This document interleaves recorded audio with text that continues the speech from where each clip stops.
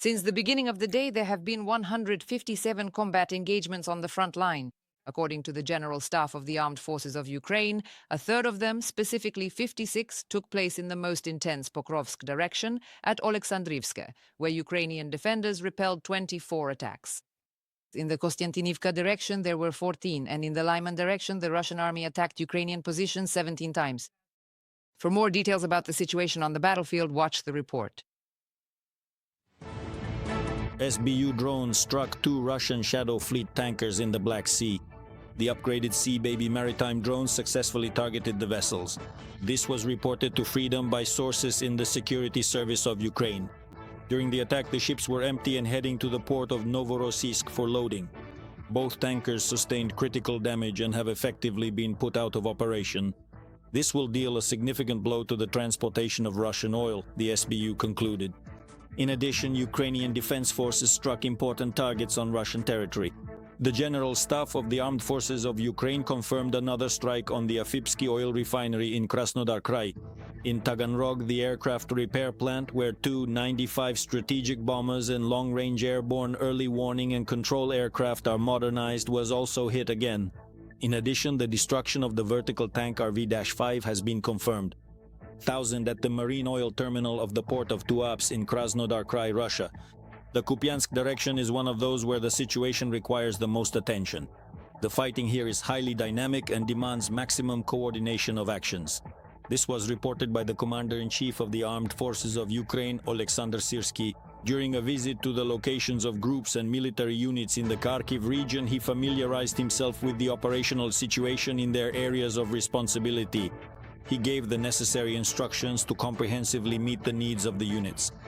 The servicemen continue to carry out both defensive and search and strike operations daily as part of efforts to stabilize the situation in Kupansk. In the city, Russian occupiers who infiltrated through our combat lines are still being detected, with the aim of destroying them or taking them prisoner.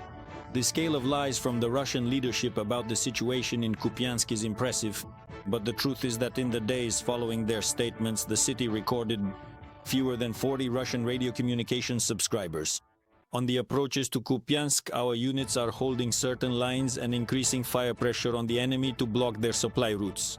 Oleksandr Syrsky, Commander-in-Chief of the Armed Forces of Ukraine, on Telegram.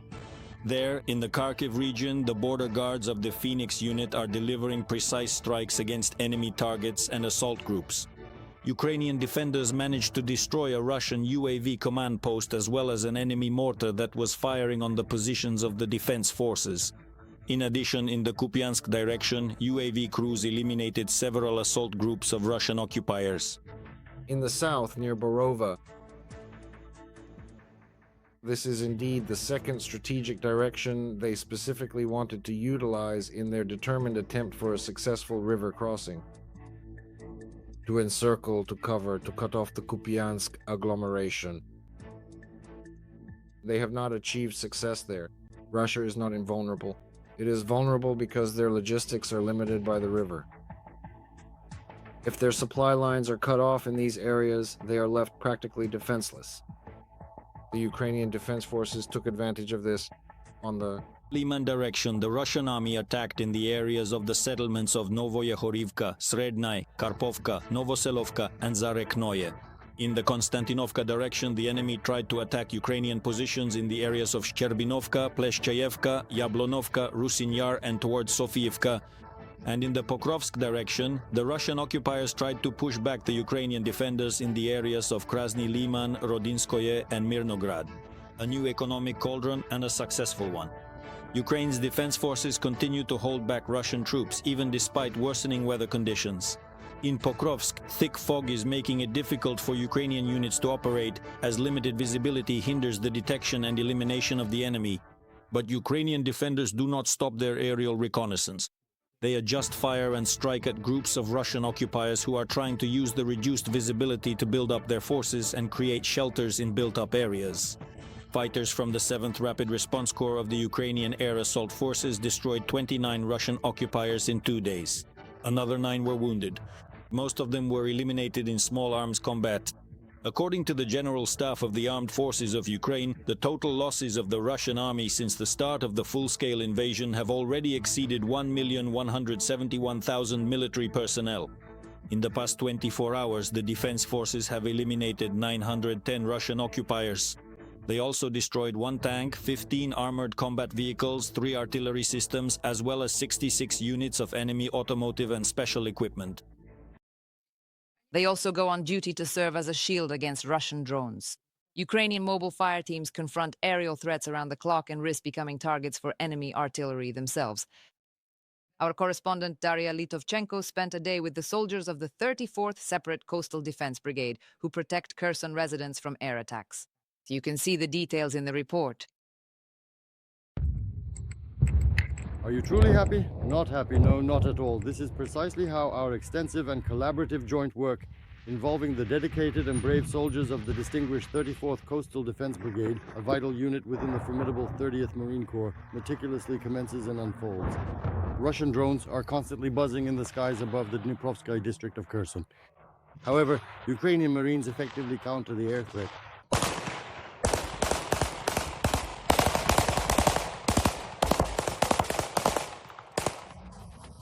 Yes.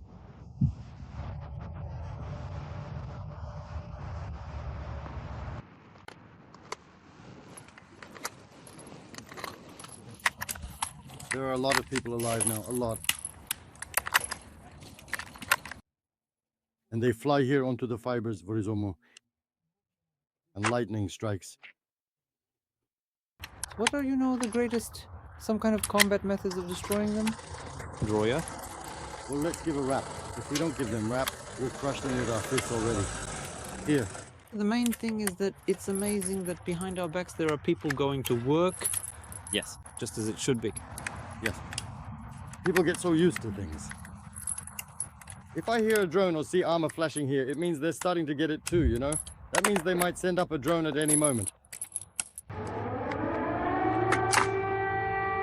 And that's absolutely the worst thing for all of us involved, when they suddenly send up an unmanned aerial vehicle and then the piercing siren immediately goes off. That's the worst thing for us.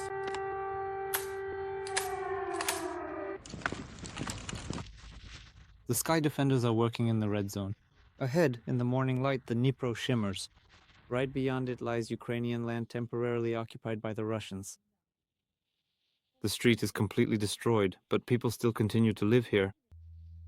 They dash across in short bursts, hiding behind fences. It's much harder to hide here now, since the leaves have already fallen. It's not summer anymore. Plus, you constantly have to watch your step because Russian troops are remotely mining the streets, dropping anti-personnel petrol mines from drones. And you have to be careful all the time. Good morning. Thank you so much, truly from the bottom of my heart. Right now it's quite high over there. Adjust it. You have to adjust it every time you go out? Because there could be both snipers and artillery. The Russian shelling starts literally within 10 minutes, covering nearby residential neighborhoods with fire. The Russians use both tube artillery and rocket artillery against civilians. This area used to be a resort, roughly speaking. It was a peaceful neighborhood. In winter there was no one here, but in summer there were a lot of people. The river is right here in front of us. The river, you can see all of it. How many kilometers approximately to the occupied area? To the occupied area, yes, about 1.5. To the gray zone over there, but no one lives there. To the nearest people, I think it's about 5 or 6 kilometers. Yevhen is originally from the Kirovohrad region. The man has been in the army since 2014.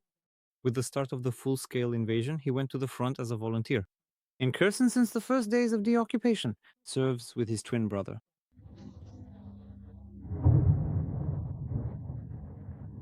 Let's see. No, but when we are together, it is much calmer. Very calmly, huh? Easier. It's easier because you understand that your brothers and sisters are covering for you. Are you always together? So since 2022, you've been together all the time? No. I joined in 22, my brother in 24. I didn't let him go. He wanted to join earlier, but I wouldn't allow it. You just sit at home. It's gonna get intense. How long has it been already? 5 years? Yes. On May 1st. So you ended up precisely here, right at that exact moment when they were putting those in, the security checkpoints? Yeah, right at the very beginning.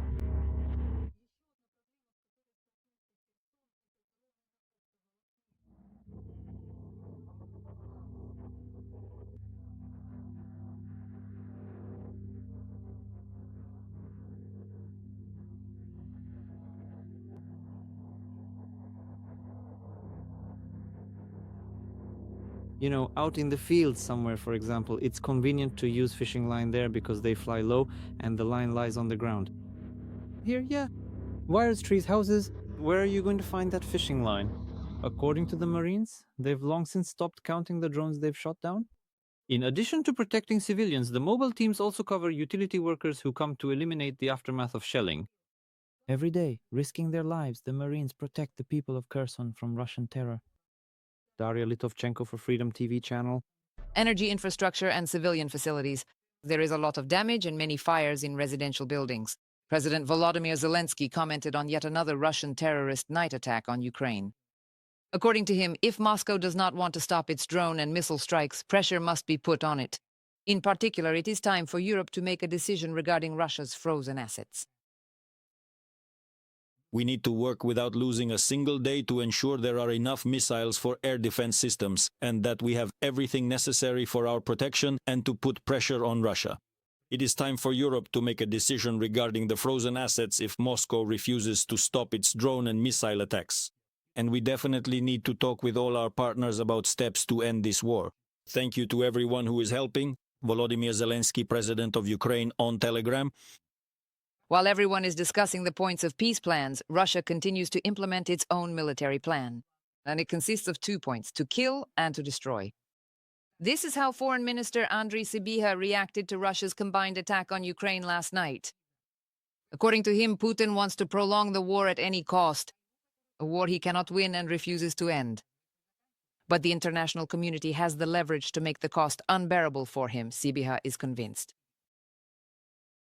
The Kremlin is not interested in peace. This is how last night's Russian shelling of Ukraine was commented on by Sweden's Minister for Foreign Affairs, Maria Malmer Stenergard. According to her, it is necessary to increase support for Ukraine. It is obvious that Russia does not want peace.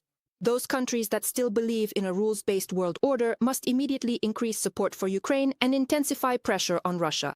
Maria Malmer Stenergard, Minister for Foreign Affairs of Sweden, on the social network X. In turn, Latvia's Minister of Foreign Affairs, Baiba Braje, commenting on the massive overnight attack by the Russian Federation, reminded that an American delegation is preparing to visit Moscow next week. While most people around the world are enjoying the weekend and the US is celebrating Thanksgiving, ordinary Ukrainians are emerging from shelters after a night of Russian bombings. This is preparation for the next round of peace talks. The Kremlin butcher welcomes delegates from the US. Latvia's Minister of Foreign Affairs on social network X.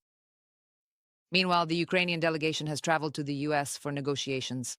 In Florida, representatives from Kyiv and Washington will discuss a plan to end the war that was proposed by Donald Trump. This was reported by Bloomberg News Agency. The president of Ukraine has already approved the composition of the delegation, so it is headed by Rustem Umerov, Secretary of Ukraine's National Security Council. Also included in the delegation are First Deputy Foreign Minister Serhiy Kislycha and the head of Ukraine's main intelligence directorate, Kyrylo Budanov. It was with Budanov that the president, during a meeting before departure, outlined certain key points important for the negotiation process.